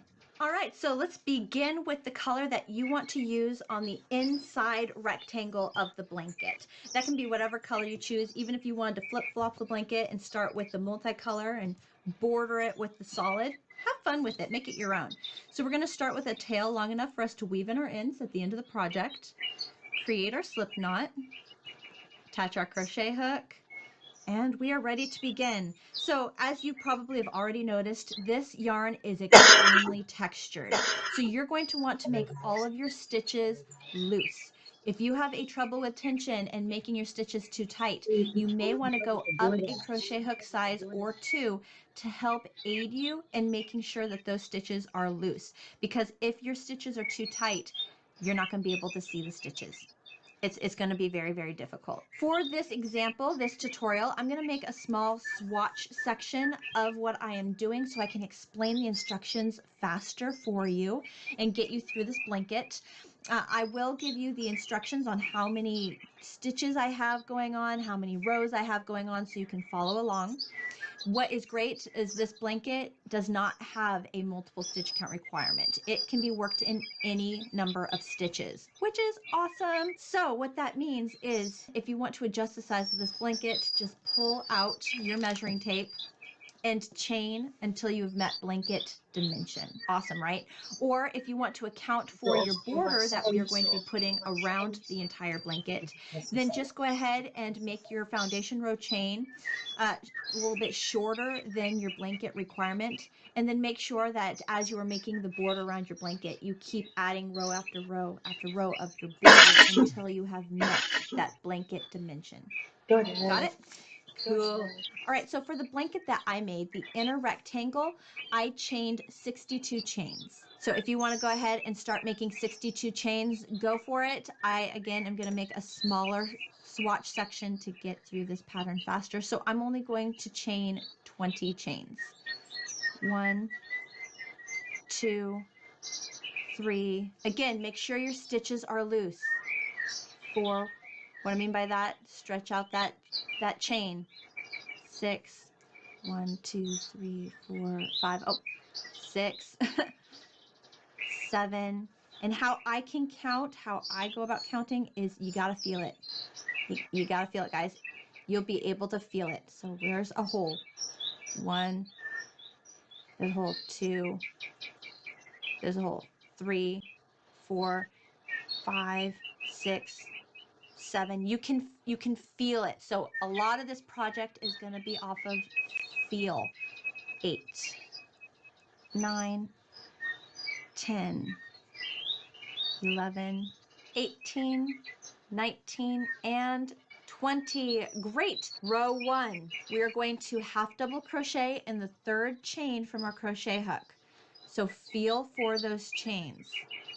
1, 2, 3.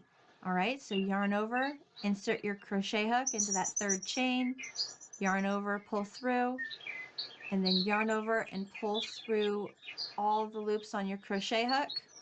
Perfect. All right, so the skipped chain 2 that we missed or skipped over does not count as a stitch. Okay, so when you finish row 1, we are making 1 half double crochet stitch in each stitch or each chain all the way across. you will be 2 less stitches than you chained. So if you chained 62, then you should have a total of 60 stitches in row 1. Okay? I chained 20, so I will have a total of 18 stitches in my row 1. Okay? So the number of stitches that are in row 1 are 2 less than how many chains that you chained. This is super important because this blanket is highly textured and it is difficult to see the stitches. It's difficult to see the chains. We have got to count. The pros and cons of working with pipsqueak yarn or highly textured yarn is con, it is hard to see the stitches, but pro, if you need to add a stitch somewhere to stay on count, you cannot see where you added a stitch. So it's easy to make adjustments, it's easy to make corrections, and you won't be able to see it. If you go about your blanket not counting, believe me, your blanket is either going to expand or it's going to decrease inward. And if it starts doing that, there's no recovery. So you're going to want to count every single stitch of every single row to make sure you're staying on count. It will become repetitive, it will become rhythmic, and you will just fall right into it. But you will notice at the end of a row, if you're 1 stitch short, you just throw a stitch in there and then you're back on track and nobody will know that you just added a stitch somewhere. Nope. No one will know. So how I work my stitches is really a lot of feel. And I will poke my finger through a lot of stitches. That's another reason why working loose stitches is such a big deal. So that was my first stitch chain. So next, right there, I will add a half double crochet. Row 1, we're just making 1 half double crochet in each chain all the way across. Okay, so next one over. Right there. And again, counting stitches. If you lose count of your stitches, here's what I do. Okay. If I lost count of where I was at, I'll take my work and I will stretch it,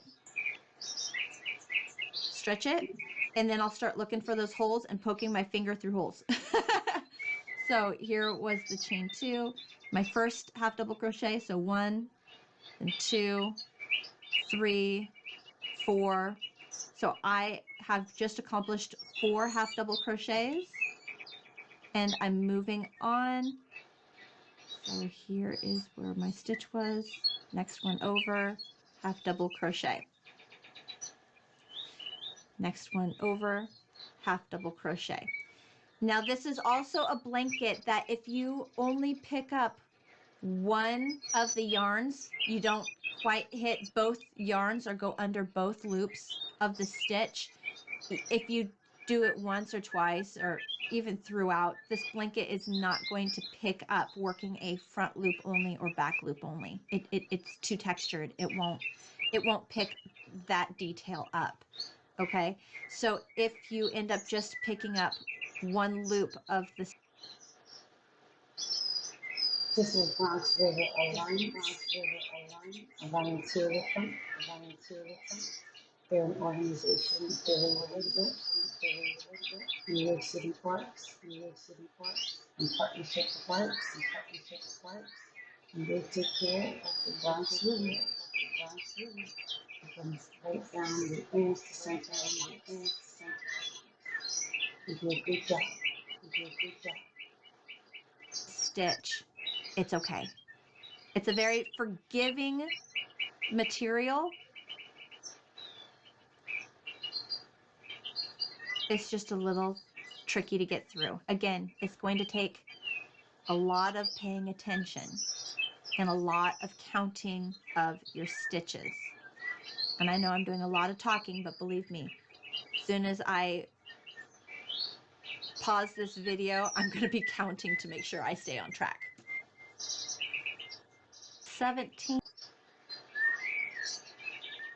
Smushy butt, mushy cushy tushy butt, eggy butt, drop it on dad's heady butt, stinky butts, stop, put a huggies on that butt. No matter what kind of butt you got, we got you, baby. To me, a blank page is the window to adventure. Once there's that click of inspiration, I'm transported to my happy place. Because my favorite color is every color, and my mood is always joy. 17 and 18. Okay, so that's where I want to be. I want to be at 18 stitches across here. To move on to row 2, we will chain 1. Chain 1. We will turn our work. And for the rest of this project, guys, the rest of this inner rectangle, we're just making 1 half double crochet stitch in each stitch all the way across. That's all we are doing. We're going to repeat this chain 1, turn our work, half double crochet stitch in each stitch all the way across through the end of row 84. If you're working the same exact dimension, same exact blanket that I'm working, your inner work should measure 23 inches wide by 39 inches long, if you are following the exact pattern that I am doing. Here, let me get through row 2 and then I'll show you how I counted my rows to identify that I made it to 84 rows. Poke your finger through the stitches so that way you can see where your stitches are. And then here is how I work my stitches. I don't try to find the loops on the top. I just work between stitches. So I'll yarn over, insert my crochet hook between those 2 stitches where I had my finger, yarn over, pull through, yarn over, pull through. Okay, so next stitch, yarn over, inserting my crochet hook between those stitches where my finger was, yarn over, pull through, yarn over, pull through. So there's 2. Again, remember, you gotta count. Okay, so that was that one. And then the next one is right here. Insert my crochet hook where my finger was between the stitches. There we go. Okay. Next stitch, 3, 4, 5,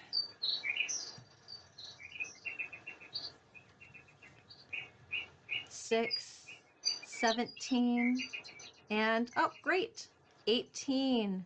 That's right where I want to be. Perfect. Okay, you might see a little bit of hangover here. That's fine. Ignore it. It's going to disappear, especially when we throw the border on it, okay? This is what we're looking at the end of row 2. Really solid, right? If you take your work and pull it apart, you start to see the holes a little bit better. How I counted my rows is I stretched it out, and then I was like, okay, here's a hole. There's 1, 2, and then 3, 4, and then I'd stop. Then 5, 6, 7, 8. And I was able to do that. If you want to, you can also use a row marker, stitch marker, and put, or even like a small scrap yarn or something, and put a scrap yarn or a stitch marker in the side of each row and then count those as you work up. That's another helpful little tip for you. But that's all we are doing, guys. We reach the end of the row. We chain 1, we turn our work, and then we just make 1 half double crochet stitch in each stitch all the way across. And again, I poke my finger between the stitches and work in between the stitches. Now, if you are one of those people that are super concerned about holes for baby's fingers and baby's toes, and my process, my tip here of sticking a finger between the stitches is concerning you at all, I am really working to get my finger in there, okay? And when the project is finished, this work is very solid looking. So if a baby is going to get a finger in there, they're going to get a finger in any project, okay? It's not one of those projects where it's easy to get a finger in there unless you really push your finger in there with purpose, okay? So go ahead.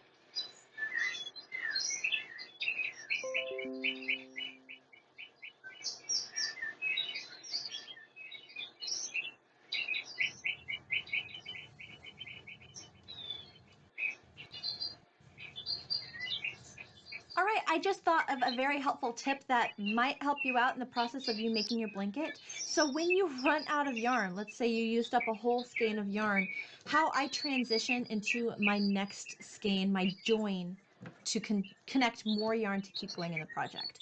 So let's just say, right there, okay.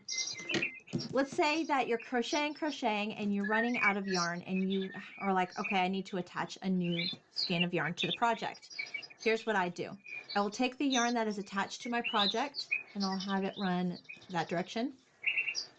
I'll take my new skein of yarn and I'll have that yarn go that direction. I will bud them together. Then I'll take these two yarns here. I will wrap them around 2 fingers. So there's that little tail hanging out there. I'll take that tail, I'll go over, so over the yarns, between my fingers, and poke it through so that it is, the little nub is poking out towards my fingernails. Then I'll grab that little tail, remove my fingers, pull the yarn, and it creates a knot on that side of the work. Now let's go to the other side. So I've got my 2 strands of yarn, 2 fingers, wrap both strands around both fingers, take the little tail, go over, between the fingers, and through. Oop, let's do that again. Going over, between my fingers and through, so the tail is poking out towards your fingernail. Grab the tail, remove your fingers, pull the yarn, so now you have a knot here and a knot here. Grab this yarn, and pull. Now the friction of the pipsqueak yarn will come into play, but it will allow you to pull those 2 knots together. Then grab your scissors, take this tail, cut it fairly close to the knot, and then same thing with this tail, cutting it fairly close to the knot. And now you have a very strong knot that isn't going anywhere, and it will completely camouflage in your work. So as you Or you could just double knot it and continue. And play as stick out and just you put it apart later. But looking at her yarn is fuzzy, so you might just interweave it into the final product, and nobody will be able to see it. If you can tell, then you should tell. If you finish it, interweave it, nobody should be able to tell. Not even you if you do it properly. I mean, they'll know, but you won't know. If you look at it, I'm not. Just very, very acceptable. I don't want anybody coming back with a product that they can't have done themselves. That's super embarrassing. continue to crochet your blanket. So there's the join right there. You continue on. And doing that finger trick here. Okay, now let's go back and look at that join. There's the join. Can you see it? There's the knot. And really I can see it more clearly because I just did it and I saw the little tiny bump there. But it camouflages right in. You can even push it in between stitches if you want to. But that's it. So now you don't have anything to come back and address at the end of the project. You don't have to waste yarn by switching colors at the end of a row. You can just keep going and keep moving on, and it's done. It's called the invisible knot join. I hope you like it. You can use it if you would like. If you have your own method that you like better, feel free to use that. I just thought that could be really helpful. All right, so continue on, and I will meet you at the end of this inner body section to show you how to do the border.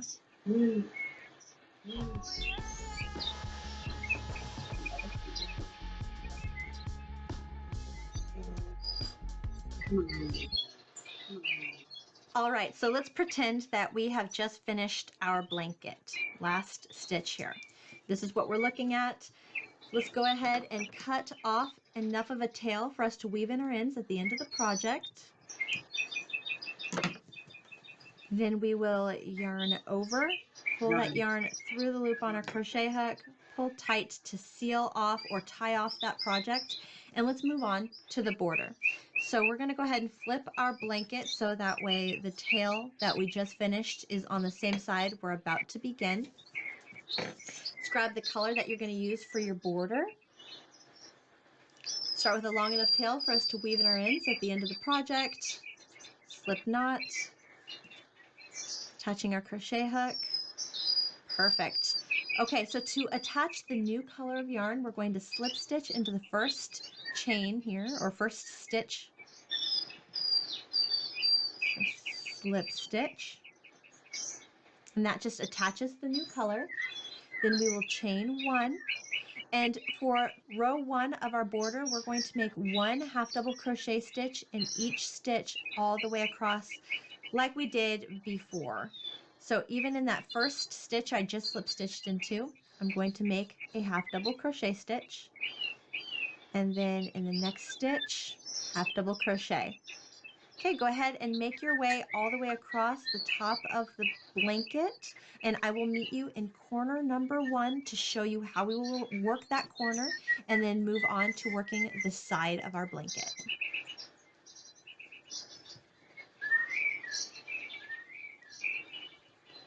Now with the fuzzies, All right, coming upon afterwards, the very end of the top. when you're knitting the fuzzies, at first it's kind of annoying because you cannot see the V shape that you're coming to look for at the top. But after a while, sometimes you can actually just tell. You can feel it with these earphones. You can feel the top row, and you can feel the V shape, and you can just go, before you know it, just doing at the same speed as you would any longer. Of our blanket, let's go ahead and count our stitches here. Remember that first chain 1 does not count as a stitch. Going for that first half double crochet, so 1, 2, 3, 4, 5, 6, 7, 8, 9, 10, 11, 12, 13, 14, 15, 16, 17. Okay, great. I have one more stitch to make for my 18 stitch count. And honestly, that 18th stitch, so 18 will be the last stitch of the top. It's also in the corner. So how we work our corners. After you make the last stitch for the top here, we will chain 2, 1, 2, and then make another half double crochet stitch in that same stitch space. But now, so half double crochet, but now we are set up to start working the side of our blanket. Usually I will make 3 stitches in the corner, but what I realized is the texture of this stitch, the texture of this yarn made it really difficult to see those stitches to make sure that I was following along in that corner. So by chaining 2, I have a big enough hole here where I can identify, boom, that is my corner. Okay? For the side of our work, we are going to work 1 half double crochet stitch on the side of each row. So again, we're going to keep working that finger method. So next row down is right here, working a half double crochet stitch. Okay, next row down, half double crochet stitch, and just working 1 half double crochet stitch in each, or in the side of each row. Go. If you want to count, just keep in mind how many rows we made. If you're making the same blanket that I did, you'll have a total of 84 rows. So you will make a total of 84 half double crochet stitches along the side, starting with that first half double crochet stitch after the chain 2. So it'd be 1. Once you make the chain as long as you want the blanket, so if you make the first chain 84 stitches, or single stitches, that's it. That's the length of the blanket. The only variance is the tightness in the material of the yarn itself. But pretty much, if you count 84 and you start going across and don't miss stitches, you'll know. You can see it, you can feel it, you can come across it. It's easy to fix. beginning, it'll end up perfect. Blankets, scarves, anything square, using stencil. Don't overcomplicate it. She's kind of overcomplicating it. And this maybe you need to stop. Okay, I'm gonna start. Most of us are. Anyway, here it is. 2, 3, 4, 5. Okay, going on the bottom of that stitch here, looking at the next row, half double crochet. You can do this. Just pay attention, use the finger trick if you need to, pull your work, stretch it out. If you want to stretch it out to see where the holes are, to see where the stitches are, see where the rows are, I've done that too to help me out and guide you. All right, continue along the side and I'll meet you in corner number 2 to show you how we will work corner number 2 and the bottom of our blanket. Building a home for the people who are worth it. For work and play and every day. Upgrade with over 1 million parts and accessories and bring your truck. All right, once we have reached the second corner of our blanket here, you do not want to put anything in the foundation row chain. Okay, so pretend that doesn't exist. We're just going to go into row 1. You would easily find this by, if you were going 84 rows, you would have counted 84 half double crochets at this point. Another good reason to count. Okay, after we make that last half double crochet stitch, we will chain 2 to get around this corner. 1, 2. Turn our blanket so we are working along the bottom. And then again, working between the stitches, working in that same stitch space, same corner that we already put a half double crochet stitch, making another half double crochet stitch there. And then we're all lined up to work the bottom. So between stitches, next stitch, next stitch. And remember, we made a total of 62 chains, so we have a total of 60 stitches across if you would like to count.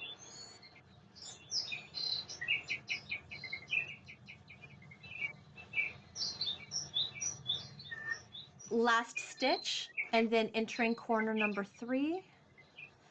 So for corner number 3, we will chain 2, 1, 2, and half double crochet in that same exact stitch, turning our work. So now we are working side number 2, or the third side, the last side of our blanket. And again, we're making 1 half double crochet stitch in the side of each row. So using our fingers to identify where the rows are, and just working 1 half double crochet stitch in the side of that row. Okay, go ahead and continue on. And I will meet you at the 4th corner here to show you how we close row number 1 of our border, get onto row 2, and then I think you'll be good to be off and running to finishing off this border. Okay, great. We have just reached corner number 4. I'm going to make my first half double crochet stitch right there.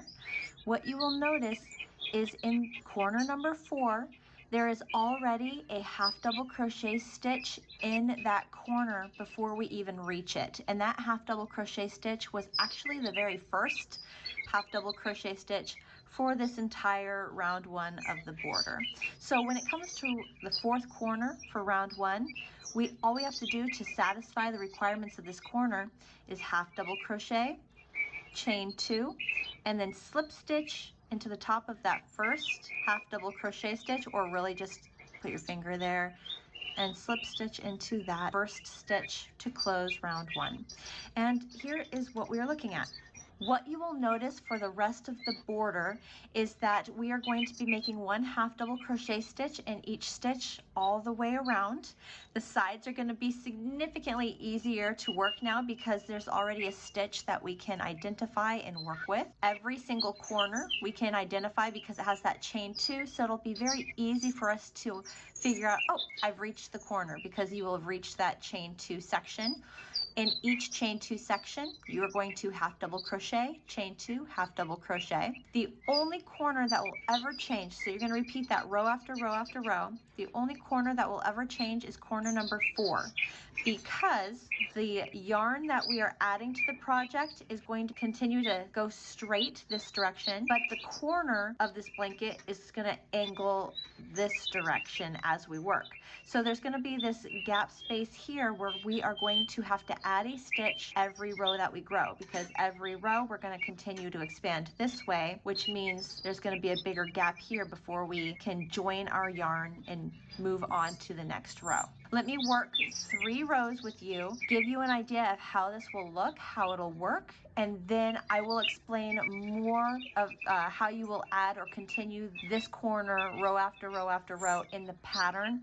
But I think that if I explain 3 more rows, you'll pick up what I'm trying to get at here. To begin every round for our border, we're going to chain 1. Then we're going to find the first half double crochet stitch. It's right there.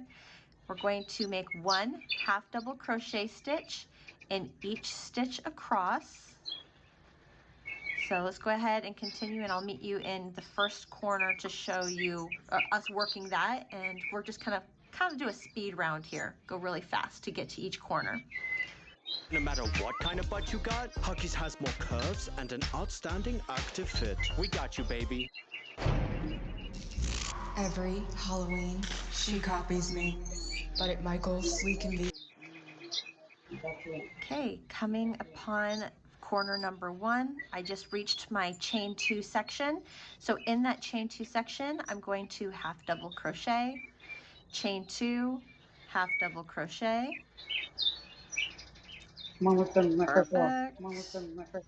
And then we rotate and start working along this side. Again, continuing to make 1 half double crochet stitch in every stitch all the way across. I will meet you in corner number 2 to work that, and then we'll jump to corner number 3. All right, corner number 2, the chain 2 section here, half double crochet, chain 2, half double crochet, and then we rotate and start working this side of the blanket border, continuing the 1 half double crochet stitch in each stitch across. Okay, so we have just reached corner number 3, half double crochet, chain 2, half double crochet. Corner 1, 2, and 3 are all worked the exact same. We rotated our work. Last side of the blanket, it's corner number 4 that's always different. So let's go ahead and make 1 half double crochet stitch all the way up to corner number 4, and then I will meet you at corner number 4 to show you how we work that. All right, we have just made it to corner number 4. I've just reached that chain 2 here. So in that chain 2 section, I'm doing the half double crochet, chain 2, half double crochet, chain 2, half double crochet. There we go. Turning my work, so I am now facing this side of the blanket, and now I just slip stitch into the very first stitch of round 2 here. So this was round 2. Let's move on to round 3 of our border. So we'll chain 1, half double crochet in that same stitch that we just slip stitched into, and then make 1 half double crochet stitch in each stitch all the way across. I will meet you in corner number 1 to work that with you. All right, we've reached corner number 1. I know this because I found the chain 2 here. Half double crochet, chain 2, half double crochet.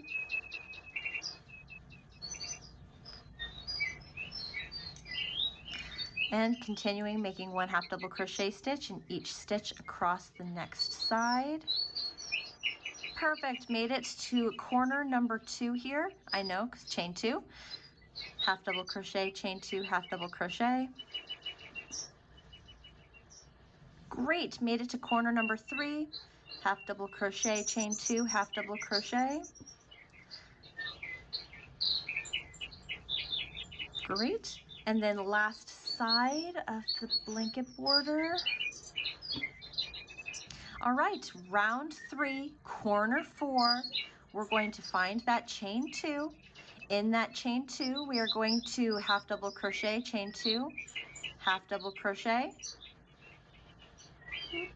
rotate our work, and we will actually make one more half double crochet stitch, because if you look to where the join is, there's actually a stitch between.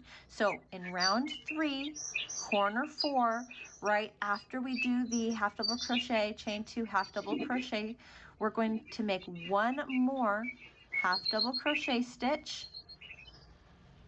and then slip stitch to close round 3. Okay, and again, I'm gonna have a picture example of this in the pattern for you to give you a better visual, because it is a little tricky using this yarn to see the stitches.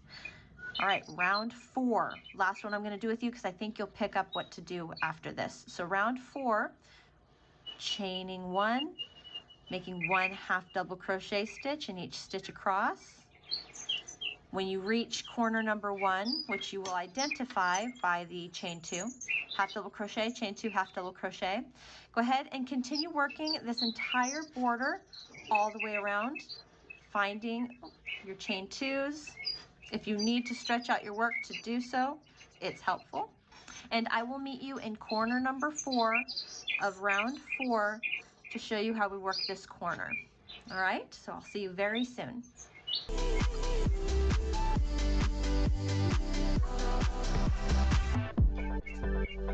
Buick, exceptional by design. All right, meeting up with corner number 4 of round 4 here. So in that chain 2 section, making a half double crochet stitch, chain 2, half double crochet. And now I'm actually going to make 2 half double crochet stitches before I slip stitch to close this round. So using my finger, there's 1, and then right next to it is 1. See how there's a whole half double crochet stitch right there? 1. And then I slip stitch to close. And that is how corner number 4 will work up differently than all the other rows to finish off the work, because your join is always going to stay straight, whereas your corner is always going to go diagonal. So each round you're going to work your corner, your half double crochet, chain 2, half double crochet, but then you're going to add a stitch here. So first I had 1 stitch, I just made 2. So for round 5 I would do my corner and then make 3 half double crochets. Then round 6, do my corner and make 4 half double crochets. Then corner 5, corner 6, corner 7, corner 8, and you keep growing this every single row around that you make for your border. For my blanket, I made a total of 14 rounds for my border. So I made my border really thick. If you would like to count the number of stitches are in each row, just to make sure you're staying on count, each row you will gain 2 stitches per side of your blanket because of that corner where we are adding the 2 stitches per row. Okay, so for row 1 of my blanket border, or round 1 of my blanket border, the top had the same number of stitches that were in my border. It was a total of 60. So for round 2 of my blanket border, I'd have 62.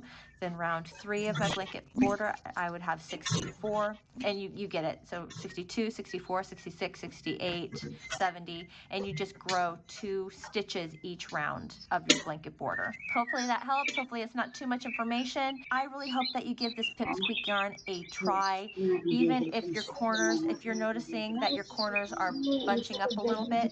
For me, I know that this is because I ended up having tighter stitches with my border. I was working it a little quickly and my stitches were too tight. So I understand, I'm gonna let you know this right now, that the reason why my blanket edges are curling is because my stitches were too tight. If this is an issue that you have, you can always go up a crochet hook size to help you out, or just back it up and try to make looser stitches. I know that this was the issue because I made that whole blue blanket and the corners were fine. All right, so what did you think of the Snuggle Me blanket? How was it working with the Pipsqueak yarn? I know it's a little tricky. You really have to focus on the stitches. You have to count in order to make sure that you're staying on track. But it does come off a very solid blanket. It's very snuggly. It's got those baby safe features that a lot of people worry about with holes. It's a very solid pattern. But even if you want to switch out the Pipsqueak yarn and utilize a different yarn, just have fun. I hope you had fun. I hope you loved this project. I hope you had fun hanging out with me today. If you liked this project, you might also want to check out these videos right here. It's a bunch of my blanket videos, which I think you'd have a lot of fun looking through. Or also check out this video right here, which is just a recommended video for you to watch. Thank you so much for hanging out with me today, crocheting with me. I always love crocheting with you. I have so much fun. I hope you have the best day, and I will see you with my next video. Bye, guys.